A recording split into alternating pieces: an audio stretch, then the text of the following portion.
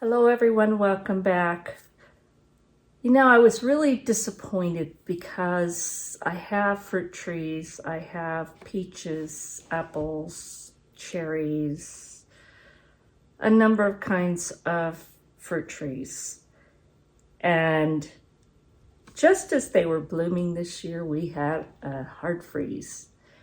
And it was not only us, it was all of our neighbors. And this last weekend, we even went into California golden wine country for a celebration of life service, and all of their vineyards and Apple Hill, California, which I go to every year to buy apples, they have no fruit this year, none.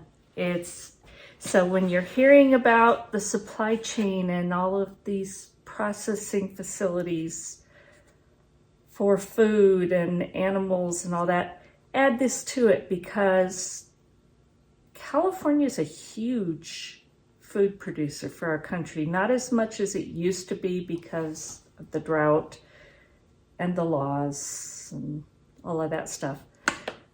But they still have that season, that climate that they can grow huge amounts of food, and they always did.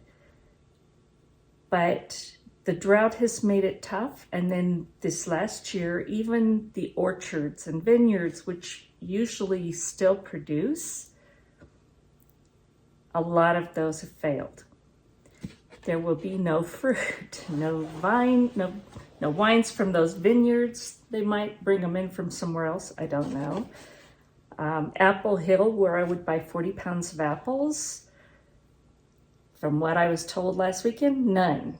So that's another thing to be considering as you are stocking things for your family, because if you're relying on those places and those types of things, you might want to think again.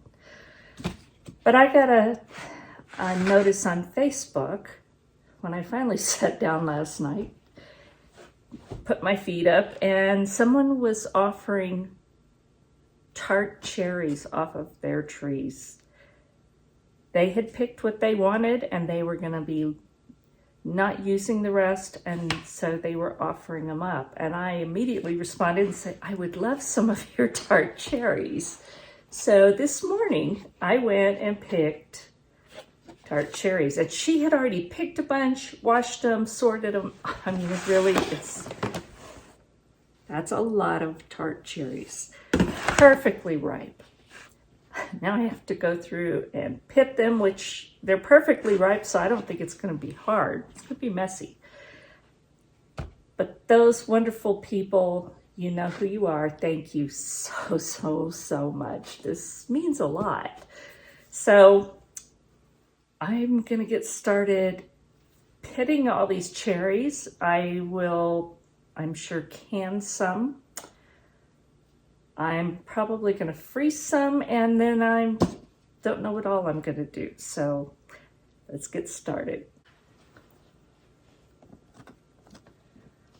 I love this cherry pitter. It makes things so easy.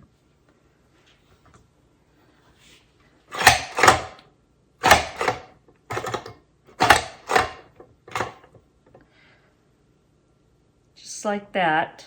It takes out the pit, and that's all that it's taking out. I've tried some before that took a lot of the cherry with it.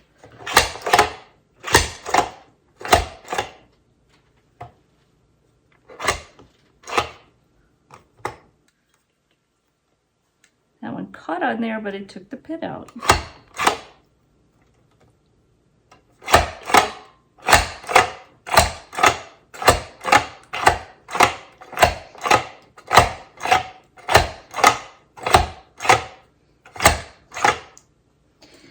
Now, anytime you're pitting cherries, just double check them, because sometimes that pit gets through. And even then, sometimes I find them later.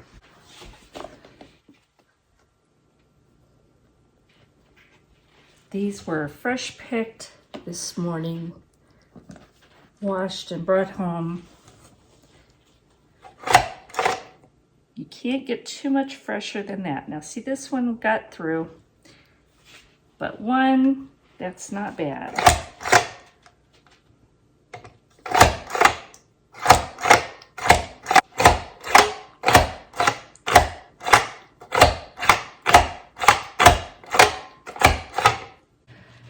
So I didn't get to these last night. By the time I got them all pitted, about 3 gallons worth of cherries, and then I had to go over and help a neighbor's family work on their estate. So by the time I got home, I was not gonna do this. So I'm doing it the next day, and this is what I got. There's 2 and 3 bags of these pitted Tart cherries, and they are tart. Really good flavor. Because they are so tart, I was gonna pack them in water, and I decided I'm just gonna put them in a syrup, and I'm gonna use a medium syrup. I don't think that's gonna be too sweet because these are very tart. They'll probably be used for pies and crumbles, which will have sugar added, so it's gonna be fine for that reason. So yeah, I've got a lot of cherries. And I also decided to try a recipe, and this is for cherry orange bourbon. Now I don't have the orange peels yet. I'm gonna pick them up today. This has to sit for probably a week, so it's gonna be really nice. You can make cherries jubilee. You can use the bourbon to make any kind of a cocktail, and it'll have a really nice cherry flavor. I have no sweetener in it. This is just gonna be the cherries, the bourbon, and when I get the orange peel, I'll put a strip in there, and I'm just gonna let it infuse, like I said, about a week. And I made a jar for a friend also. So these are also pitted cherries, and hers were also. So that, there were a lot of cherries. So those are the only ones I've used. The rest today, I'm gonna see how far I get canning, and then if there's more than that, I'll probably freeze those. So I've got my medium syrup already prepared, and that was 3, let me double check my measurement, 3 1/4 cups of sugar and 5 cups of water. And you just put it in stainless steel pot, bring it to a boil, and then once it's to a boil, everything's dissolved, you just turn it down and keep it hot, because we're gonna use that in hot jars and also to fill them up after we put the cherries in. I'm also today continuing my series of reviews of canning lids. These I bought from Dutchman's. I'm not sure if they're Amish or Mennonite store. I went online to buy them. Used to be, I don't think you could buy online. I think they've got that part updated now. But they come bulk. So that is what they look like. I'm gonna take out enough for today and wash them and get them prepared, and then we're gonna try those on my Tart pie cherries. So I've washed my lids, and that's kind of a close-up of what they look like. They feel a little heavier than some other brands. They've got a good amount of sealant. You can actually feel it give. I don't know how that's going to be compared to the red stuff. I don't know. We'll find out. So that's the lids from Dutchman's. And I think I'm going to put them in warm water. It doesn't really say, there's no directions on them, but that's what I'm going to choose to do, because that's the old way to do it. So, and it's the way I like doing it. So there's the lids. They, like I said, they're pretty sturdy feeling. I don't feel a lot of give on it, so we'll see how they do as far as popping down. But there you go. I have my jars, and I'm using quarts in the canner. I'm using my steam canner, but if you're using a water bath canner, you do the exact same thing. You just make sure that your jars are covered by 1 to 2 inches of water. On a steam canner, you don't have to do that. So I really like my steam canner. I don't have to lift as much. So I've got the hot jars, and I'm gonna put about half a cup of the hot syrup in it. And then I'm just gonna start filling them with my cherries.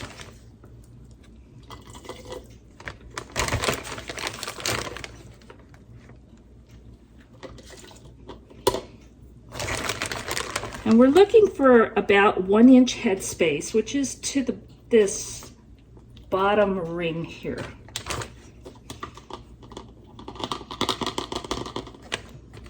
So we need a little bit more.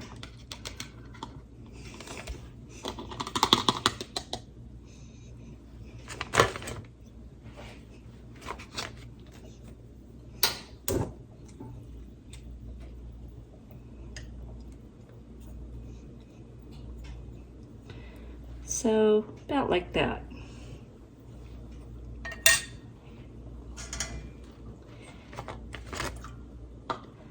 Now we're going to fill it with syrup to that same bottom ring, the 1 inch headspace.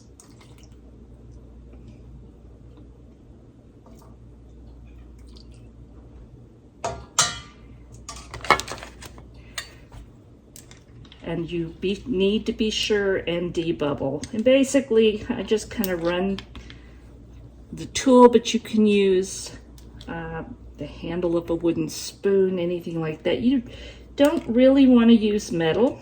I'm getting little pieces falling out here, and that's okay.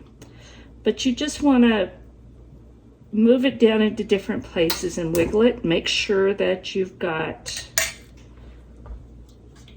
no big air pockets. Top it off if you need to, which usually you'll need a little bit. And then I have some water and a paper towel. You can use the cloth, whatever you want to do, and go over that rim and the rings really well. Make sure that there's no food particles, no sugar, syrup, anything like that. We want to make sure it's completely cleaned.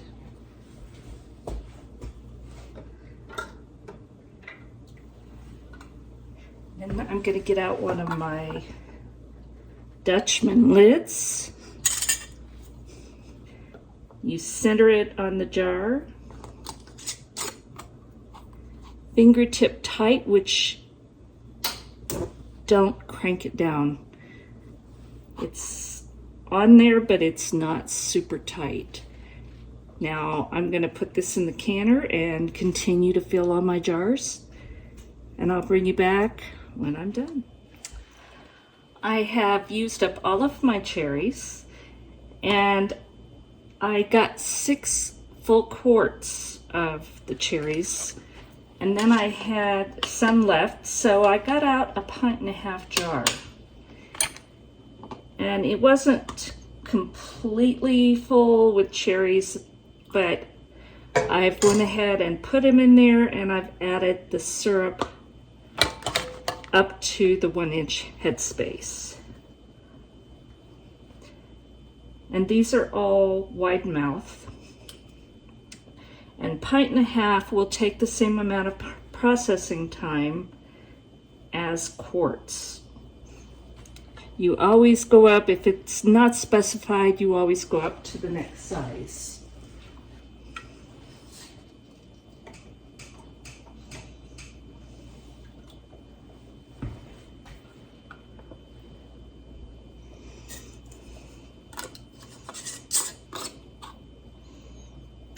Fingertip tight. I'm going to put this in the canner.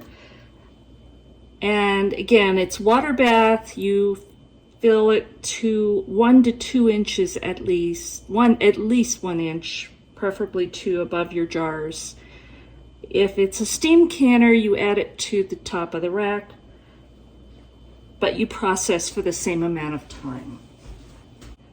These will process for 25 minutes for quarts. So I'm at high altitude, I have to adjust for the altitude. So I add 10 minutes.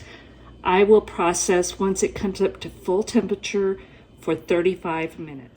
I processed these quart jars for 35 minutes at my altitude, 25 minutes for sea level. And then I turned off the heat. And now I moved the lid partway off and I left it for 5 minutes. And now I'm just going to take the lid off. And I'm going to let them sit here for another 5 minutes. The reason I'm doing that is to keep them from siphoning. If the temperature is changed too quickly, it can cause the liquids and even some of the solids to possibly come out of the jars, and then you risk your seal. So it's just better to have a little patience. I took my jars out after another 5 minutes of letting them sit, and they all look good. You will see that they're kind of floating a little bit, and that's normal. And you'll see that in that 1.5 jar there's more, and that's because I didn't have a full amount of cherries. But they do look good. We'll see how they turned out, if they all sealed well. I will tell you that even though I allowed the full time for them to kind of equalize so they wouldn't siphon, I did have a little bit of siphoning. So what ideally you'd like that bottom water to be clear. And I'm not sure why they siphoned. I don't see a lot of liquid going out of the jars. We'll have to wait and see on that. I believe the siphoning came from either that jar or that jar. We'll find out after they sit, but I'm gonna leave these sitting probably for 24 hours, so until tomorrow, before I take off the rings or do anything to them. I'm gonna leave them undisturbed. It's been 24 hours since I finished canning these jars, right at 24 hours. And I left them alone, undisturbed, overnight. That is the best policy. So now we're gonna check the jars and see how these lids did. As I said, there was a little bit of siphoning. But let's see. So I always hold the jar by the edges of the lid, and that is sealed. And they are concave, and you can tell they're sticky because of the little bit of siphoning.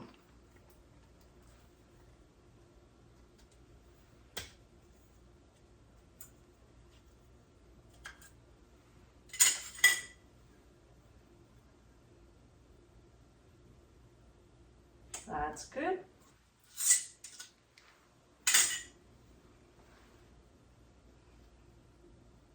That one's good.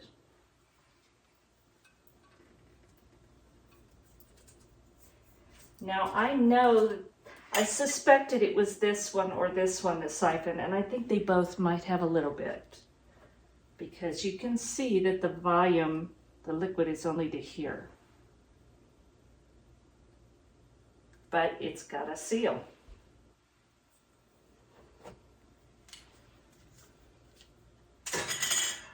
Move this back.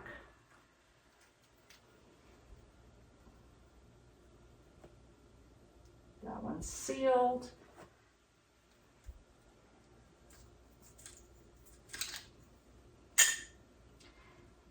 And this one you can definitely see that there's some cherry juice on there, but it's sealed. So for these Dutchman lids, all of them sealed well, and they are concave.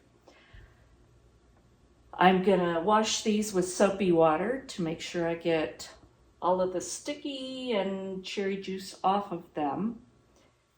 And then they're gonna go on my shelves. And I do not store them with the rings on. That's just my preference. So the Dutchman lids, I have no problem using again. I have 100% seal.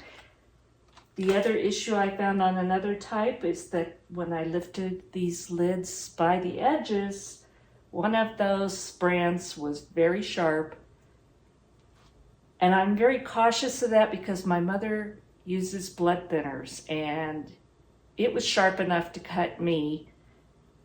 And she's elderly, that's not safe. So these I don't have any problem with. They're not overly sharp, they're normal. I'm happy with these Dutchman lids. I will continue to use them. Again, they come in bulk. I don't remember if it was 50 or 60 in each package. I don't remember. But you could go to dutchmans.com and find those lids. And I am not affiliated with them. I purchased these lids just so that I could test them.